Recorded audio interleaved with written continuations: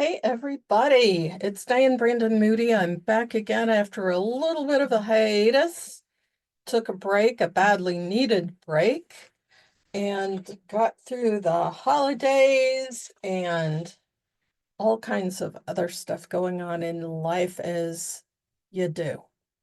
So, title of this episode, and I'm pretty excited about it, is Don't Go Looking for Love in 2025. Do this instead.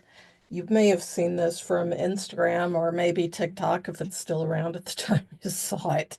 Um, so this came to me as kind of one of those ideas that you get while in the shower or walking around and it just pops into your head and it's pretty well formed.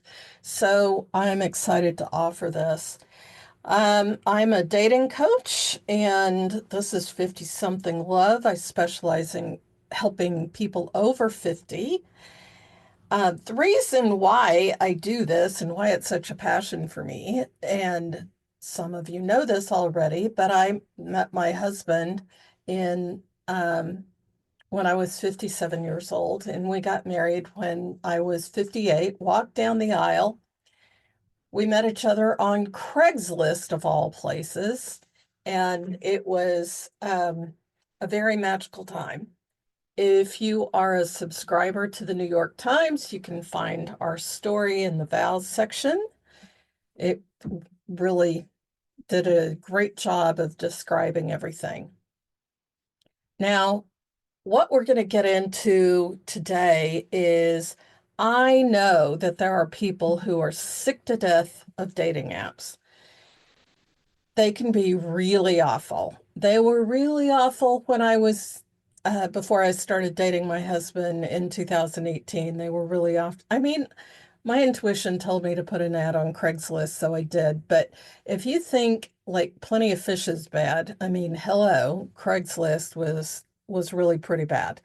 So, but my intuition said to do it, so I did it, and it turned out working okay for us. I got 300 responses overnight to my ad, and it worked out okay. The very last one was the guy I married 365 days after meeting in person.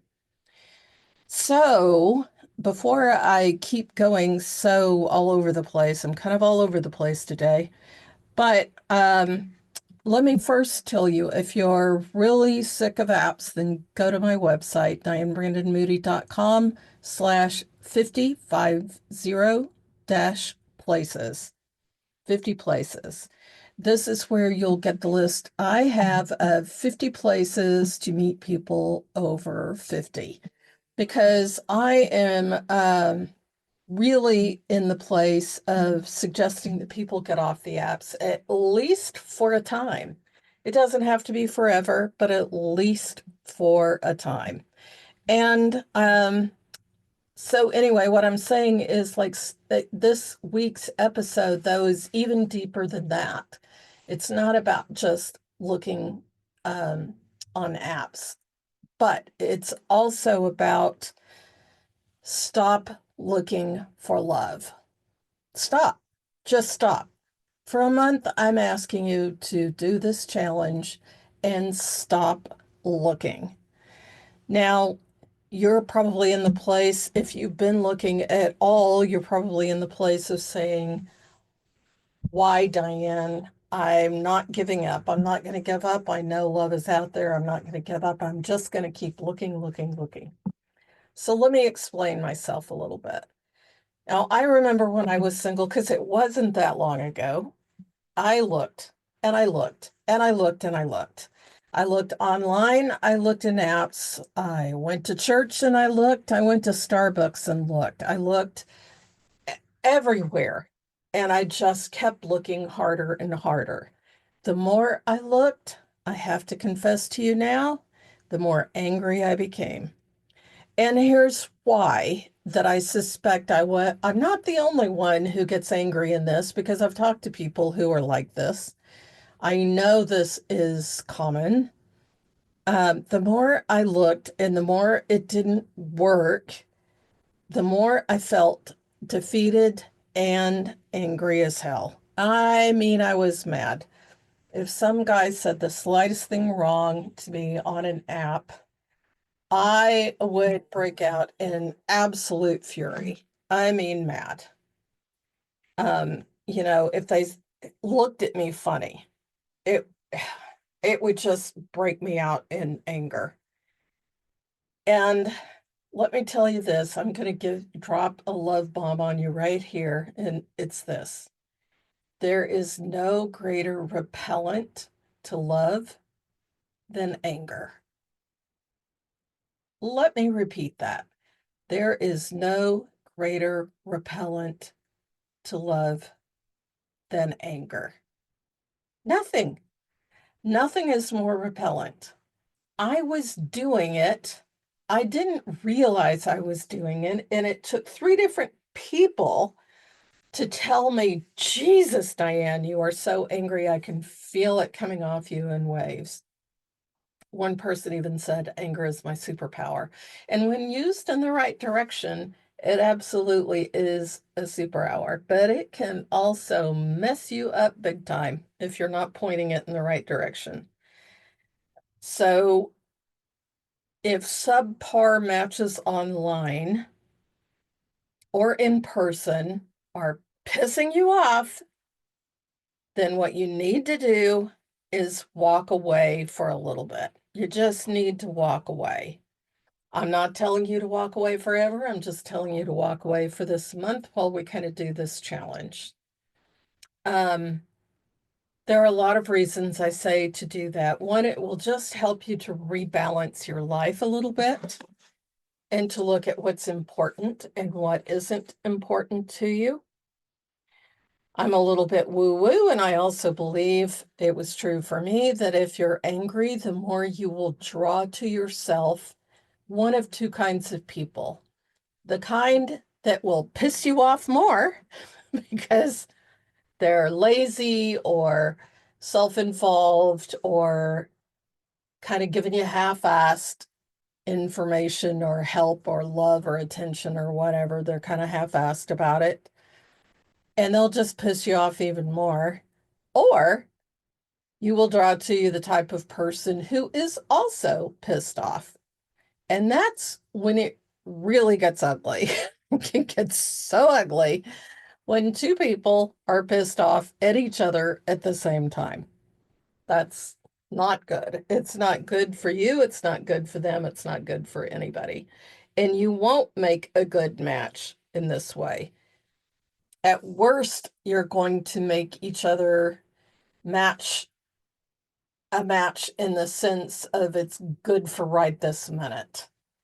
I mean, I don't know, angry makeup sex may be worthwhile, but that's about the only thing I can think of that is in any way good for that. So you need to stop doing it. I'm not telling you to try and hide your anger because frankly, you probably can't. You're probably the last person who needs to know that you're angry. I would imagine everybody else knows it but you. So I'm not telling you to hide it. Instead, I'm telling you, instead of getting into that rat race of looking, it fails, looking, it fails, looking, it fails, looking, I think I found somebody, oops, it fails. Instead of getting into that little rat race, let's just stop. Let's stop for a month. Now, what are we going to do during this month? Instead, I'm proposing that you stop all the apps altogether. You don't walk inside a Starbucks and immediately scan the room to see who's tall, dark, and handsome in there, or who's fit and cute and probably too young for you. Let's not do that. Let's not be looking at all. Instead, let's rebalance. And I know I've said that a couple of times, but let's rebalance. That means I want you to learn to enjoy your life again while single. This is very important. You've probably heard the cliche many times when people say they show up the minute you stop looking. Why is that? Well, in my woo-woo experience, they show up because you're having fun, A. B, you're not consumed with the rat race of looking fail, looking fail, looking fail. You're not consumed with that. And C, you're just enjoying your life. You're out dancing. You're out making craft beers. You're out there, I don't know, playing volleyball. You're out there ice skating. You're out there touring museums. Whatever it is you want to do, um, I hope that you go out and do it. If your budget is small after the holidays, there are free options or very low cost options all over the place. Many of the museums I go to are free. The concerts I go to can be free at those museums or low cost. Coffee shops, you can nurse a cup of coffee for quite a while. You can go to happy hour. You can go to the pub on Mondays when it's kind of quiet or Tuesdays. You can go for a run. You can go to the dog park. You can go walk on the beach, work out at the gym that you're already paying for. You can do all of this stuff on your own or with a pal and rebalance. We're just going to forget about dating and being disappointed for a month. That's it. That's all. So, I would love to hear what you guys love doing. When I was single, I loved dancing. I have a torn tendon right now. I've had it for a while, and so dancing just isn't a real option for me right now. Dang it. But I loved to go dancing. There are free or low-cost dance classes all over the place. Whether you want to learn how to dance tango or salsa or or line dancing. I live in Fort Worth, Texas, and let me tell you, there's a honky tonk open every day somewhere. And you can usually get free lessons if you buy a beer. That's about all it takes. So I want you to look up this stuff, make an intention of going out once or twice a night, and go living your life. So we're not going to look. Here's an idea for you. When you're feeling a little bit sharper, get out a piece of paper, tear it into strips, write all the things that you've wanted to do or learn in your life and you haven't gotten around to it. I'm sure there's a lot for people. Painting would be for me. I've always wanted to paint. I have siblings who paint. Did I ever learn how to paint? No, I didn't. I was always kind of jealous, but I didn't. So I would put painting on this slip of paper. Put whatever it is that you think would be fun to learn that's in your budget. There are things that are realistic that you can go out and begin to learn within the month. Put all those in the jar and just draw them the beginning of the week. And then make a plan. Make this plan, put it in your phone, put it on your planner, however it is you plan your days. Put it in there so that you make this appointment with yourself because it's important to call it an appointment. This is how we reset. This is important to reset. Have you ever run into somebody who is single and is desperate not to be? I probably was that person. I know other people who are like that now. Shakespeare called it the lean and hungry look. He was referring to Cassius, who was part of the assassination plot against Julius Caesar. And he was mostly talking about ambition. But the lean and hungry look of wanting not to be single, I've seen it in people. I've felt it in people. I've been that person. Kind of embarrassed to admit that, but there you go. Now, I don't hate, excuse me, I don't hate dating apps. By the way, I'm rambling against him right now. You might think that I do. I don't. As I said, we met on Craigslist. They can work, but you need a lot of patience and a lot of humor. A lot of humor at doing this. If it makes you mad every time some guy propositions you within the first 6 seconds of hearing from you, then don't do it. I mean, for God's sakes, don't do apps yet because we're going to take control of that in this challenge. So, learn how to make it fun. Although I still recommend being away from it for a month altogether. But when you get back to it, you either got to make it fun or you got to walk away and do it in another direction. I didn't realize it at the time. I didn't know this was what I was doing, but at the time I emerged from this reset and I was able to play in that sandbox of online dating rather than being so mad about them. So I'm talking from experience here. Dating apps just really aren't created for you to find love. Have you ever thought about that? They lose money the minute you find love and you walk away. They don't get any more money. So the algorithms are created in such for you to see the same people, not see the other people. Um, they aren't really set up for dealing with scammers. They could if they wanted to. They may not be able to get rid of every single scammer on earth, but they could get rid of a whole lot of them, and they don't. They don't make any effort to. They make a lot more money with scammers who do that via credit cards that are stolen, incidentally. So that's one way in which we stay addicted to something that isn't working. Hear that again. You get addicted to something that isn't working for you, and you keep doing it and you keep doing it, and you get mad when it's not working. Some of those same techniques on apps are used in Las Vegas and slot machines. It's very much some of the same kind of technology, and that's intermittent reward. This is part of the problem in addictive behavior. No matter, pick your addiction. It doesn't matter if it's gambling or drugs or alcohol or whatever. Part of the addictive behavior comes from the fact that it's intermittent rewards.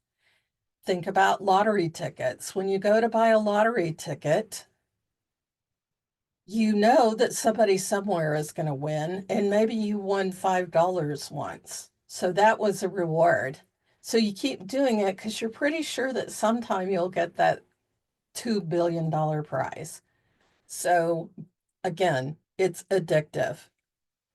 We're going to talk more about how this gets created in our brain and during some of these podcasts. I've been learning a whole lot more about the nervous system and how the nervous system really does fall within making how you're allowed to feel love, how you allow yourself to feel love, and how angry you get, and all of that. The nervous system regulates all of the neural tags that are in your body, and these neural tags can be created from, I don't know, the rejection of your first boyfriend in seventh grade to the way your father was absent as a small child to abuse you may have witnessed, whatever. Those are the more serious cases.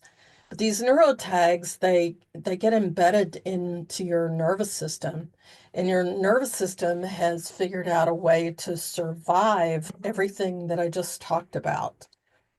Abuse or watching abuse or, saving yourself from your seventh grade boyfriend heartbreak. And so the body finds it very, very energetically expensive, a term I learned from Kate Northrup, energetically expensive to change the way that you think and feel. And this is why some of it's automatic. It can be done, but it takes some time and some energy. So my clients and I talk about this all the time, uh, as to how do we change our neural tags around what may have been an experience that was true back then and still feels true. It can be changed. So anyway, we'll be talking more about all of that stuff. And especially if you're a client, we talk about that a lot. So I think we've probably gone through everything for this month as to what our challenge is. Don't go looking for love in 2025. Do this instead. And that's take a break from every bit of it. Take a break because we're going to be able to reset ourselves and go have some fun. That's it. Take a break, go have some fun. I am going to be adding some information to the show notes. I have a Facebook group that's free, and it's meet in person, not apps, over 50 dating with my name attached. I'm going to be giving some assignments for people in there. You can also go to my website, as I said, dianebrandonmoody.com 50 dash places to get my 50 places to meet people over 50. I hope to see more of you around these days. It's been a lovely break and I needed it for myself, but I'm ready to get back to it. So I hope to hear from you. Please give me a follow. Uh, follow me here on the podcast. Follow me on my website. And let's get you in the place you want to be for this year. Bye for next time.